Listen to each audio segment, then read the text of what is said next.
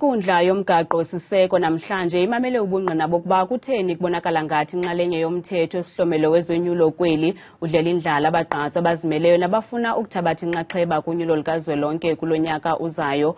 Umbutho i-Build 1 SA, iinkcuba, buchopho, iRivonia Circle kunye nemibutho engekho phantsi kolawulo lukarhulumente liphikisa isinyanzeliso sokuba umgqatswa ozimeleyo aqokelele isignature ezivisayo phambi kokuba alungele ukungenela unyulo.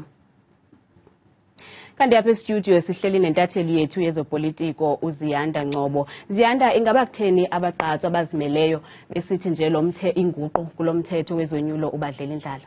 Ngibingelele kuwe nababukele ekhaya. Ngingathi ikabili into abayikhulumayo. Bakhuluma ngokuthi njengoba izihlalo eParliament ziwu-400, kwehlukaniswe ke uma kuzoba nokhetho ukuthi u200 izothathwa kuma province, omunye u200 kuzothathwa kuthiwa ama compensatory seats, la kungathi ngesingisi bathi proportional representation. Uma sibuka ke lapha kulo mthetho omusha we-Electoral Amendment Act bathi abazimeleyo kuzofuneke bangene kulo 200 kuphela. Balwela ukuthi yindaba thina singakwazi ukulwela zonke lezihlalo eziwu400 ukuze nathi sizokwazi ukungena eParliament izwe lethu lizwakale. Okwesibili balwela indaba yezifungo. Manje kunenkinga yokuthi kufuneka uthole izifungo between 10,000 no 14,000 ukuze ukwazi ukuthola isihlalo esisodwa eParliament. Kukhulunywa ukuthi uma kuthiwa ke uthola amavoti adlulele ke kuzothiwa ngalama voti. Okwesibili masuzokwenza izifungo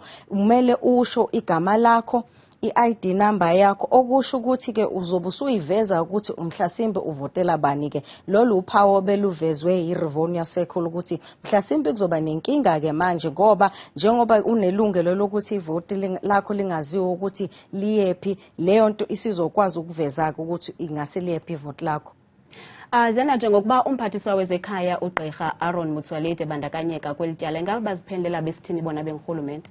Uyakhumbula ukuthi njengoba kungeniswa lo mthetho omusha we-Electoral Amendment Act kwaqala khona kulo mnyango we-Home Affairs njengoba ungqongqoshe Motsoaledi uhola lo mnyango. Njengamanje bona bakhuluma ukuthi ngesikhathi kukhulunywa lezinto kuya kubantu bomphakathi kukhulunywa ukuthi lo mthetho kumele ume kanjani, babe ngaphawuli ngani ngaleso sikhathi ukuthi mhlasimbe soba inkinga yezifungo. Okwesibili ukhuluma indaba yokuthi labantu bathi bafuna ukuyimela, abafuni ukuhamselana neqembu, kepha ke manje njengoba sebesenkantolo namhlanje sebeyibiza njenge-Independent Candidate Association. Ingabe kuyiqiniso yini lento abayenza? Ke sizwe ukuthi utheni.